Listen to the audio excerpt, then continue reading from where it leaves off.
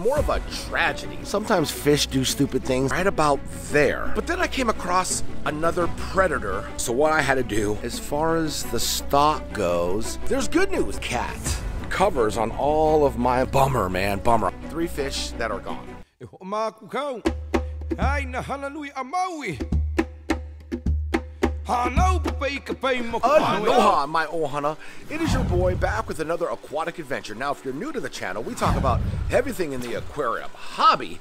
Your boy's got another banger, but this banger here is more of a tragedy. Now, behind me is my 8,500-gallon koi pond, Tiki Falls. I have beautiful imported Japanese koi fish that are the loves of my life, pretty much. And the #1 comment I get down in the comments is, what do you do about predators? Raccoons, birds of prey like herons that will just absolutely swallow your koi fish whole.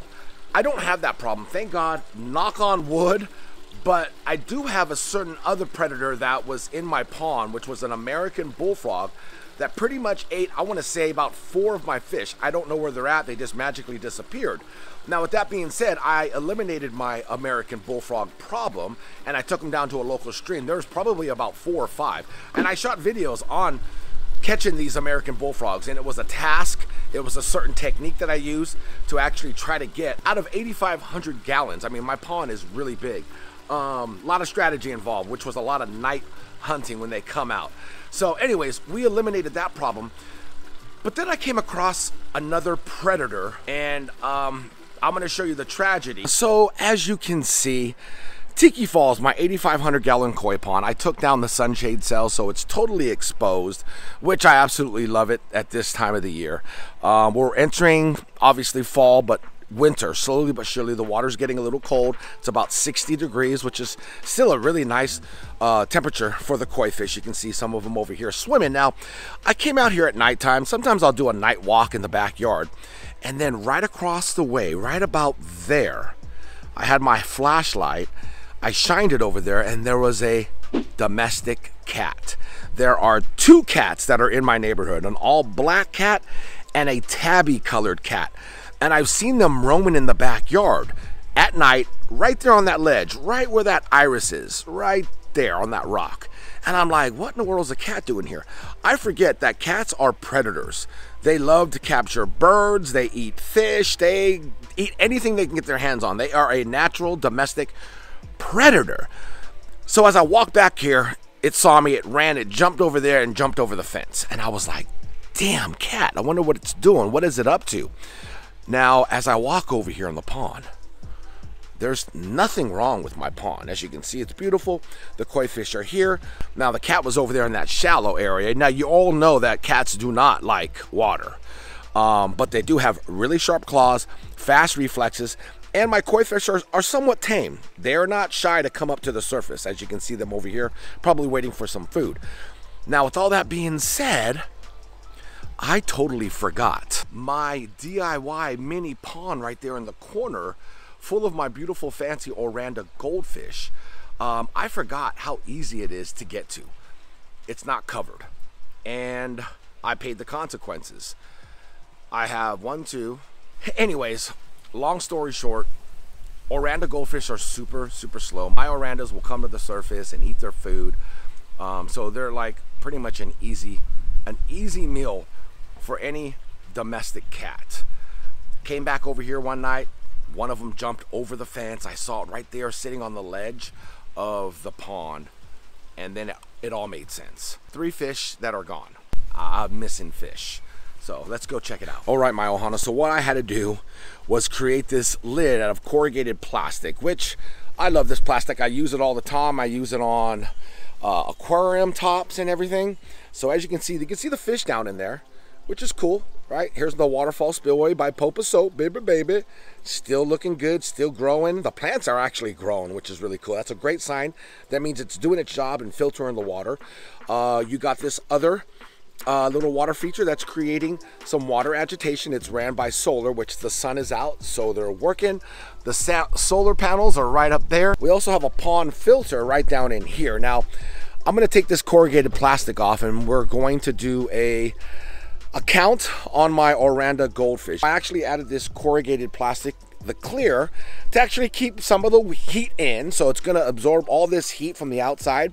The plants will still get natural sun, which I have floating plants here, water hyacinth. You still got the plants there too as well. So let me go ahead and take this corrugated lid off, which is kind of pinned down by these flat border stones that I have. So let's go ahead and take it off. All right, just like that, we remove the lid. As far as the stock goes, we can see we have Jacko, our jack-o'-lantern, Halloween. We have one of the pandas down there. We have our tricolor oranda. I don't see my other panda. Have no idea where that one went. And or the all black one. We have the box filter right here, which is working from Popa Soap. So all I have is 3. And I had 6. Bummer, man, bummer. I even moved this around too to see maybe the fish got wedged back there in the corner. Nothing there.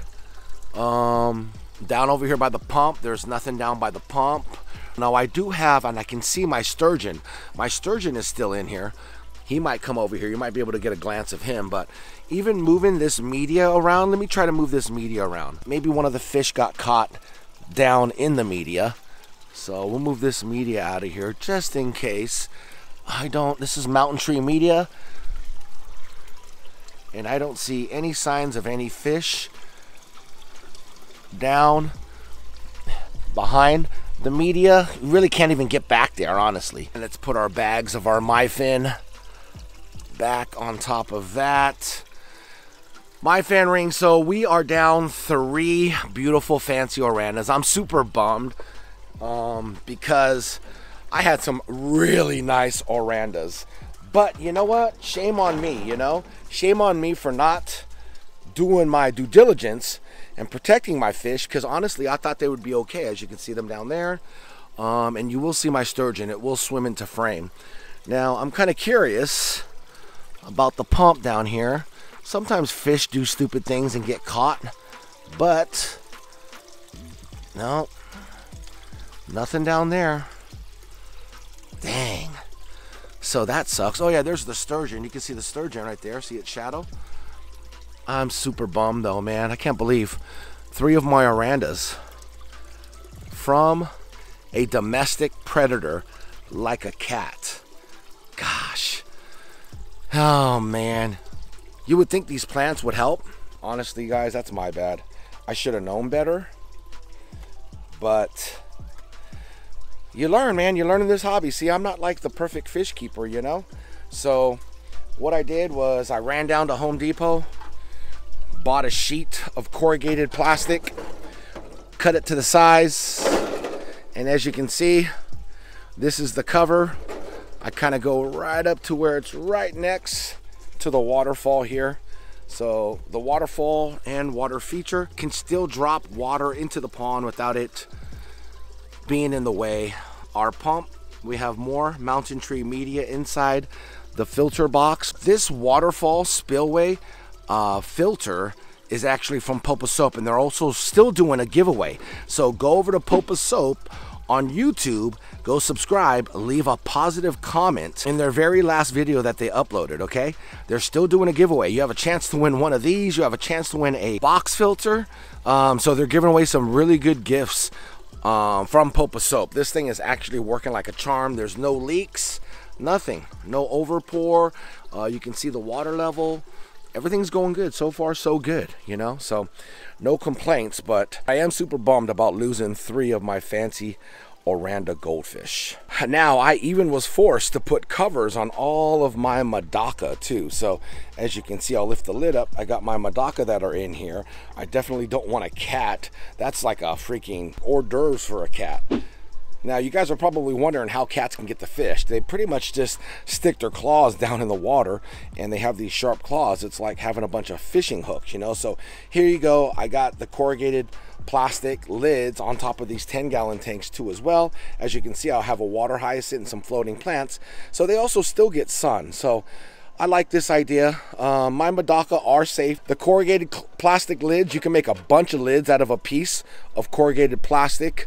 I've had these lids here for a long time, but like, I think a big sheet is like, man, It used to be like $23. It like doubled in price. It's like $43 for a big sheet. It's like 8 feet long by like 4 feet wide. It's a really big sheet, but then you can go ahead and cut different sizes. As you can see, this is a 40-gallon breeder. I got a whole entire lid cut, so this one will be protected too as well. But like I said, you definitely got to cover your lids. And I didn't realize, I forgot that I have domestic cats that are roaming the neighborhood. There's 2 of them, a tabby color gray and then an all black cat that are running wild in the neighborhood, jumping inside people's backyards. Obviously they're in my backyard. Killed 3 of my beautiful fancy oranda goldfish, which those things are pretty expensive. They're like $75 a goldfish. So man, make sure you cover your stuff. I was just thinking, the big picture with the pond and the sunshade sails, would have never thought in my wildest dreams about covering my DIY pond right there. So like I said, in this hobby we're always learning. You know, I'm not the perfect fish keeper. So yeah, I guess lesson learned. And the reason why I'm sharing this video with you guys is so you can learn from my mistakes. That's my job as a content creator. You guys get to learn from my mistakes and pretty much cover your back entirely if you're gonna build an outdoor anything, DIY pond or pond bowl, or just make sure it's covered. But you can cover it, like I said, with the corrugated plastic. They have different colors. You can get tinted ones, you can get clear like I use. I like the clear because the sunlight, natural sunlight, can get into the aquarium or the little pond bowl or tote, whatever you have. And the fish love the sunlight, the natural sunlight, but also if you have floating plants, it could still work. So that's what I did. Kind of a tragedy, but there's good news. There's good news at the end of this video. We get to go back to Aquarium and Reptile Depot and go get some more fancy oranda goldfish. Now that I have a cover, I got my back covered now, so we can go ahead and pick out some new fish. So of course you guys are gonna come along on that journey. Hope you guys learned from my mistake in this video. Take care, and I'll see you in that next video. Much love and aloha.